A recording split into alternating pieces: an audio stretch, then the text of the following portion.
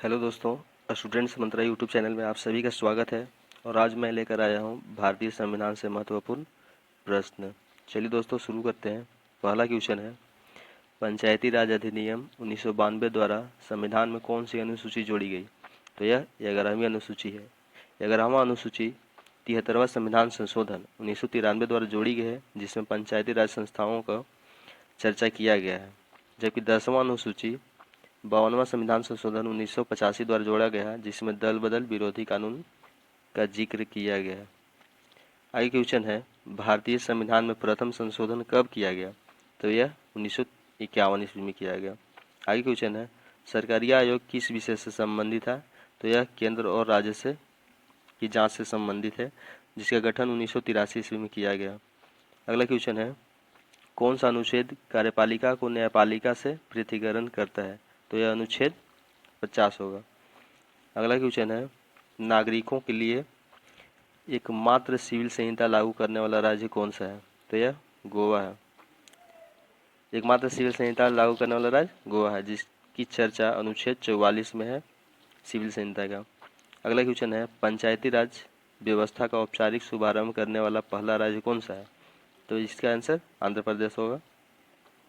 अगला क्वेश्चन है, पंचायती राज व्यवस्था को पूर्ण रूपेण लागू करने वाला पहला राज्य कौन है? तो यह राजस्थान होगा, जो 2 अक्टूबर 1959 ईस्वी को नागौर राजस्थान से लागू किया गया था।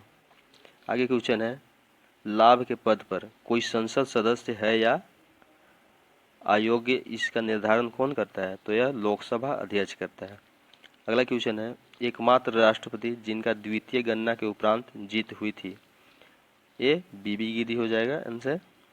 आगे क्वेश्चन है, राष्ट्रपति का विशेष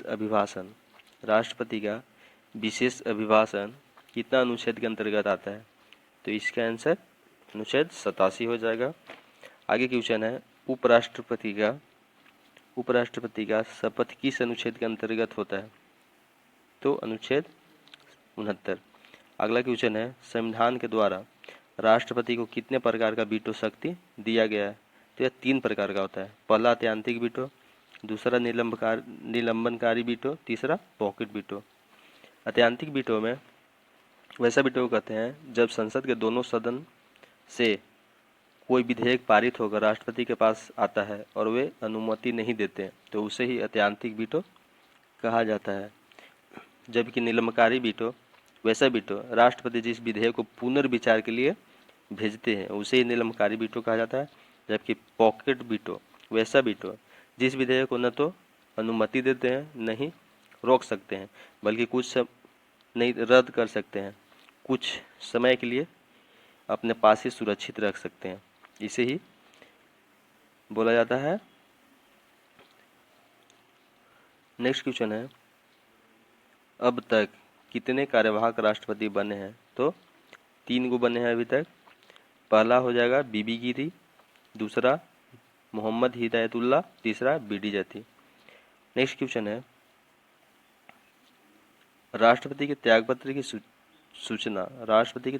सूचना उपराष्ट्रपति किसको देते हैं? तो यह लोकसभा अध्यक्ष को। अगला क्वेश्चन है, मंडल कमीशन का गठन किस प्रधानमंत्री के कार्यकाल में किया गया? तो यह मोरारजी देसाई के कार्यकाल में किया गया, जो चौथे प्रधानमंत्री थे, जिनका 1977 से 1979 तक कार्यकाल रहा। जबकि पारित किया गया था 1990 ईस्वी में बीपी सिंह के कार्यकाल में। नेक्स्ट अगला क्वेश्चन है, सर्वोच्च न्यायालय का गठन किस अनुच्छेद के अंतर्गत होता है? तो यह अनुच्छेद 124 के तहत होता है। 124 के तहत होता है, जिसमें एक मुख्य न्यायाधीश प्लस 33 अन्य न्यायाधीश होते हैं। जबकि उच्च न्यायालय का गठन, इसी डिजिट को पलट दीजिएगा तो 214 हो जाएगा, उसमें उच्च न्यायालय का गठन होता है, जिसमें एक मुख्य न्यायाधीश, जबकि अन्य न्यायाधीश की चर्चा नहीं है, अलग अलग राज्य में अलग अलग होते हैं। अगला क्वेश्चन है, परिसीमन आयोग का गठन कब किया गया? तो यह 1952 ईस्वी में हो जाएगा। अगला क्वेश्चन है, लोकसभा में एक दिन में अधिकतम तारांकित प्रश्न पूछने की संख्या कितनी होती है? तो यह 20 होती है, जबकि राज्यसभा में 25 होती है। अगला क्वेश्चन है, संसद सत्र कितने प्रकार के होते हैं? तो यह 3 प्रकार के हो जाते हैं। बजट पर सत्र, दूसरा मानसून सत्र, तीसरा शीतकालीन सत्र। बजट सत्र का कार्यकाल होता है फरवरी से मई, जबकि मानसून सत्र का कार्यकाल होता है जुलाई से सितंबर, और शीतकालीन सत्र का कार्यकाल होता है नवंबर से दिसंबर। अगला प्रश्न है, प्राक्कलन या आकलन समिति का कार्यकाल कितने वर्ष का होता है? तो यह 1 वर्ष का होता है। प्राक्कलन या आकलन समिति में कुल 30 सदस्य होते हैं, जो केवल और केवल लोकसभा के सदस्य ही होते हैं, जबकि लोक लेखा समिति में 22 सदस्य होते हैं, जिसमें 15 आपका लोकसभा प्लस 7 राज्यसभा का होते हैं। लोक लेखा समिति को प्राक्कलन समिति का जुड़वा बहन भी कहा जाता है, जिसका गठन 1921 ईस्वी में किया गया।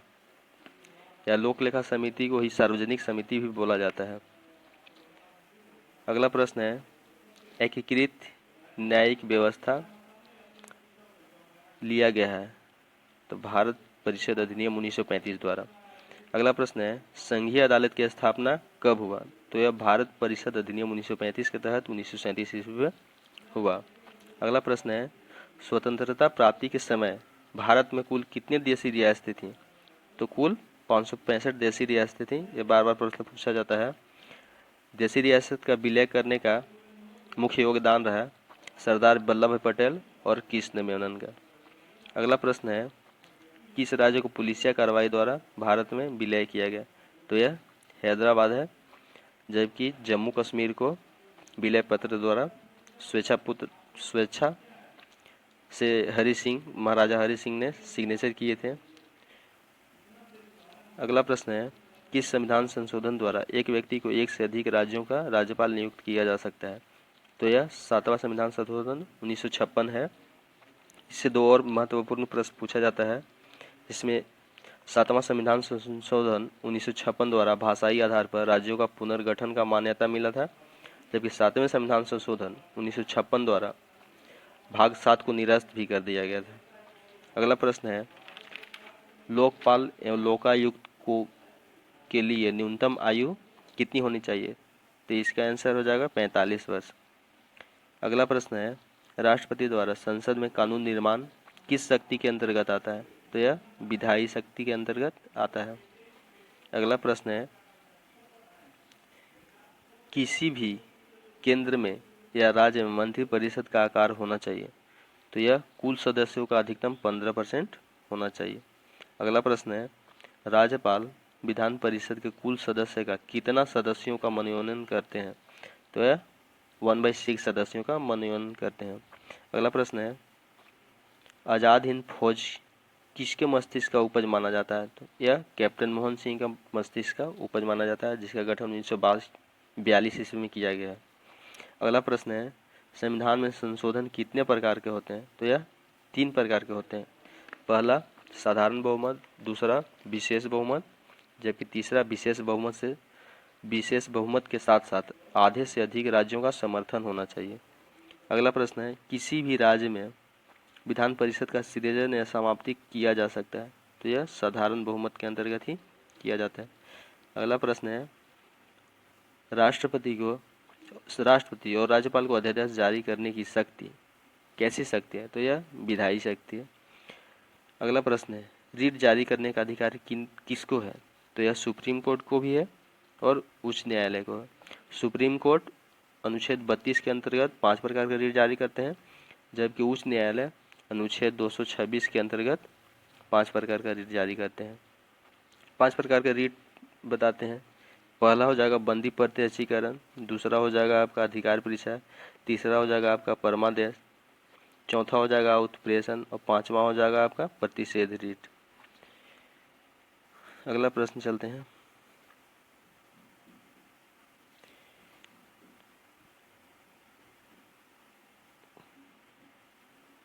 स्टूडेंट्स मंत्रा यूट्यूब चैनल देखने के लिए आप सभी दोस्तों को धन्यवाद।